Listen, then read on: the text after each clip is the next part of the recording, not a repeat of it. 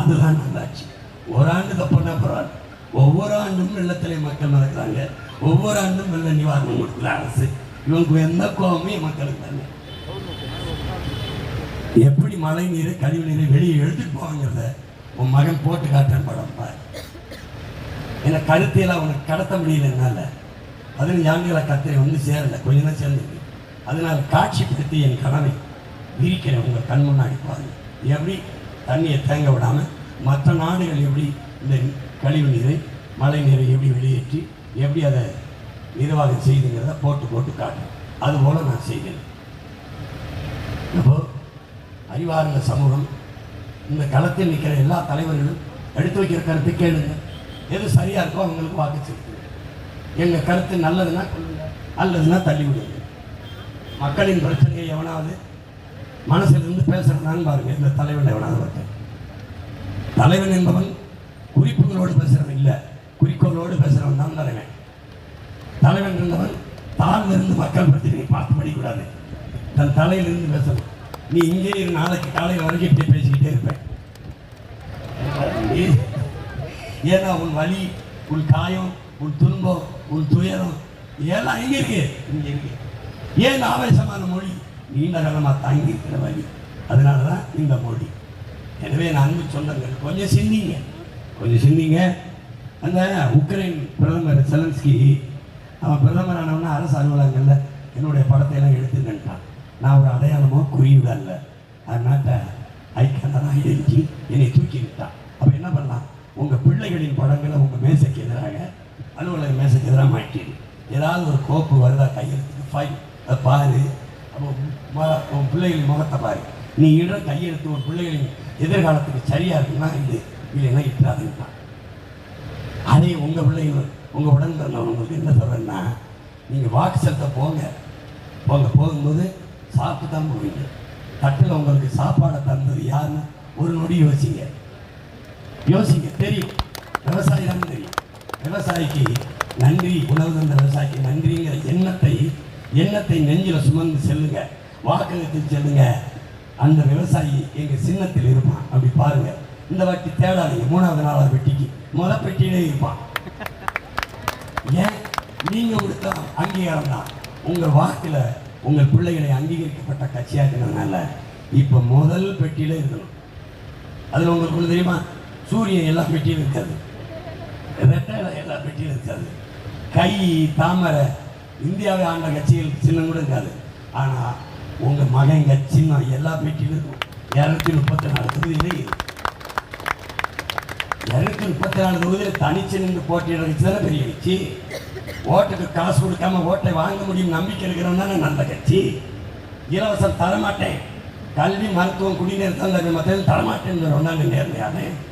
உனக்கு வாக்க பறிக்க தெரியாதா? எனக்கு இரு வீட்டுக்கு ஒரு ஹெலிகாப்டர் தரேன்னு தெரியாதா? ஒவ்வொரு 1000 ரூபாய் 2000 வாங்கிட்டு ஒவ்வொரு கிலோ தங்கம் தாரேன் சொல்ல தெரியாதா எனக்கு?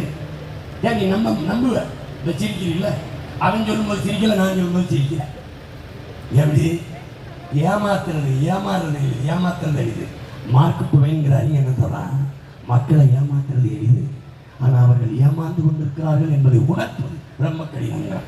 நாங்கள் தான் 15 வருஷமாக கத்தி உணர்த்தி பார்க்குறோம், புரியல. கொஞ்சம் பேருக்கு புரிஞ்சிருக்கு, பத்தலை. இப்போ ஒரு மகத்தான ஒரு மாபெரும் புரட்சி இளைய தலைமுறை பிள்ளைகளுக்குள்ளே எழுந்திருக்கு. ஒரு புரட்சி தீ பச்சைத்து எரியுது. புரட்சி என்பது ஒவ்வொரு மனிதனின் காலடிக்கு கீழே காய்ந்த செல்களாக கிடக்கிறது. ஒரு தீக்குச்சியின் உரசலுக்காக காத்து கொண்டுறான். என் பிள்ளைகள் தெருவந்து பத்தி கொளுத்தி போடுறான். இங்கே என் தம்பி அருண் போடுறான் 234. அதுபோக பச்சை பிள்ளைங்க பள்ளி கல்லூரியில் படிக்கிறவன் இந்த நாடு அந்த நாடுல எல்லா நாட்டிலும் தீ வச்சு ஏறிக்கிறான். புரட்சி தீயை எதை இல்லை அநீதிக்கு எதிரான அறப்போரை தொடங்கி வெள்ளங்கள் வெறிகொண்டு நிற்கிறான். பசி பஞ்சம் ஊழல் லஞ்சம் கொலை சாதியடி தீண்டாமை அடக்குமுறை ஒடுக்குமுறை பாலியல் வன்கொடுமை பெண்ணி அடிமைத்தனம் மதமத போதை வேலையின்மை பணக்கொள்ளை இது எதுவுமில்லாத புதிய ஒரு தேசம் செய்வோம். மக்கள் புரட்சியால் அதை உறுதி செய்வோம் என்ற மகத்தான கனவுடைய பிள்ளைகள். அங்கே போய் செல்லுங்கள், பாருங்கள். அந்த இடத்தில் ஒரு நொடி யோசியுங்கள். ஒற்றை வரலாறு உலகம் திரும்பி பார்க்கிற வரலாற்று பெரும் புரட்சி காலத்தில் மகத்தான சாதனையை உங்களால் நிகழ்த்த முடியும்.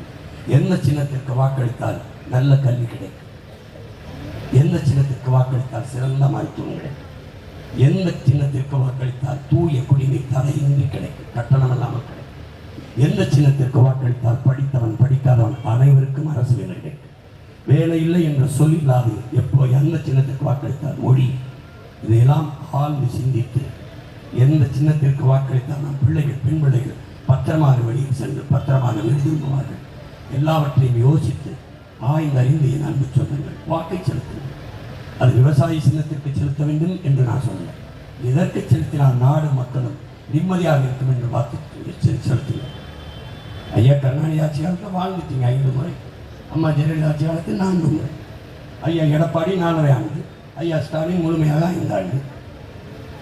இந்த ஆட்சி தொடரட்டும் நினைச்சா எங்க சின்னத்தை தொட்டாதீங்க, இதோட முடியட்டும் கர்மம்னா தொடுங்க, விவசாயிக்கு தொடுங்க, அழுத்துங்க, மொத்தமா இதை மாற்றுங்க, இந்த அநீதியான ஆட்சிகளை கூற செலுத்துங்க. தயவு செய்து நாங்கள் மக்களை, புரட்சி என்பது ஒரு தலைகீழ் மாற்றம், மாற்றம் என்பது சொல்லல்ல செயல், மாறுவோம் மாற்றுவோம். புரட்சி எப்போதும் வெல்லும், உங்கள் பிள்ளைகள் எங்களின் வெற்றி அதை சொல்லும். இலக்கு ஒன்றுதான் இனத்தின் விடுதலை, இனம் ஒன்றாவோம், இலக்கை வென்றாவோம். தமிழ் தாய் வாழ்க, தலைவர் பிரபாகரன் வாழ்க. மயிலாப்பூர் தொகுதியிலே என் ஆறுயிர் இளவர், என் அன்பு தம்பி அருண் வெல்க வெல்க வெல்க. இவனை போல, என் தம்பியை போல தகுதியான துடிப்பு மிக்க ஒரு இளைஞன் இல்லை, இவனுக்கு விட சிறந்த தகுதி வாய்ந்த ஒரு வேட்பாளர் இருந்தால் அவருக்கு நீங்கள் வாக்கை செலுத்துங்கள். என் வாக்கையும் என் தம்பி வாக்கையுமே அவர்களுக்கே செலுத்துவோம். ஆனால் இனிமேலாவது பாருங்க, யாருக்கு செலுத்துவீங்க? எல்லாத்துலேயும் சரியானதான் தேடுவீங்க, எல்லாத்துலேயும் இதுலேயே தவறு விடுவீங்க, இதுலேயே தவறு விடுவீங்க. அடுத்த 5 ஆண்டு கால நம் எதிர்காலத்தை தீர்மானிக்க போகிற நல்ல தலைமையை தேர்வு செய்யுங்கள். என் பிள்ளை, என் அன்பு தம்பியின் ஆறுயிரினவன் அருண் அவர்களை தேர்வு செய்து நீங்கள் சட்டமன்றத்துக்கு அனுப்புங்கள். 12 காலமாக மக்கள் மன்றத்திலே மக்கள் முன்னாடியே கத்திக்கொண்டும் பேசிக்கொண்டும் கதறிக்கொண்டிருக்கிற உங்கள் பிள்ளைகள் ரத்தம் வேர்வையாக உருகி ஓட, உடம்பெல்லாம் உப்பு பூக்க, நெஞ்சு வெடிக்க, தொண்டை தண்ணி வறண்டு போக, முகமெல்லாம் கருத்து போக, உடலெல்லாம் சோர்வடைய உங்கள் முன்னாடி நீங்கள் கத்துவது எங்கள் நலனுக்கல்ல, எங்களுக்கு ஒரே ஒரு தன்னலம்தான், அது என் இனத்தின் நலன்தான். எனவே என் அன்பு சொந்தங்கள், அறிவார்ந்த பெருமக்கள், கற்றறிந்த சான்றோர்கள் நிறைந்த இனத்தின் மக்கள், எங்கள் பிள்ளைகள் எங்களுடைய கருத்தை கொஞ்சம் கவனியுங்கள். சரியாக இருந்தால் மதிப்புமிக்க வாக்கை எங்களுக்கு செலுத்தி வெற்றி பெற செய்யுங்கள். இந்த மயிலாப்பூர் தொகுதியிலே போட்டியிடுகிற என் தம்பி வேட்பாளர் அல்ல, 12 காலமாக தாழ்த்தி வீட்டி வைக்கப்பட்ட தமிழ் தேசியனை உணர்வை இழந்து, உரிமை இழந்து, உயிரை இழந்து அடிமைப்பட்டு நிற்கிற அன்னை தமிழ் சமூகத்தின் மொழி மீட்சிக்கு, இன எழுச்சிக்கு, நிலவள பாதுகாப்புக்கு, மக்கள் நல பாதுகாப்புக்கு போராடுகிற ஒரு அரசியல் புரட்சிகர அரசியல் படையாக இருக்கிற நாம் தமிழர் கட்சியின் முன் கள போராளிகள், கள வீரர்கள் தான் என் கட்சி வேட்பாளர்கள். அப்படி இந்த களத்தில் நிற்கிற ஒரு மகத்தான கனவை சுமந்து இருக்கிற என் ஆறுயிர் தம்பி அருண் அவர்களுக்கு நீங்கள் வேளாண் குடிமகன் விவசாய செலுத்தினை வாக்கை செலுத்தி நீங்கள் வெற்றியடையுங்கள். என் தம்பியும் வெற்றியடைய செய்யுங்கள். புரட்சி வெல்லட்டும். நன்றி, வணக்கம். நாம் தமிழ். ஆடும்போது வெளியேறோ, சுத்தி ஓடும்போது பொறியாடோ, வேரோடு வா, நான் தமிழோடு வாரே, விளையாடி பார்ப்போம்டா திருச்செந்தூரிலே, விளையாடி பார்ப்போம். வீரவே வேவே வெற்றிலே முருக பெருமானுக்கு, முருக பெருமானுக்கு, திருமுருக பெருமானுக்கு நாம் தமிழர்.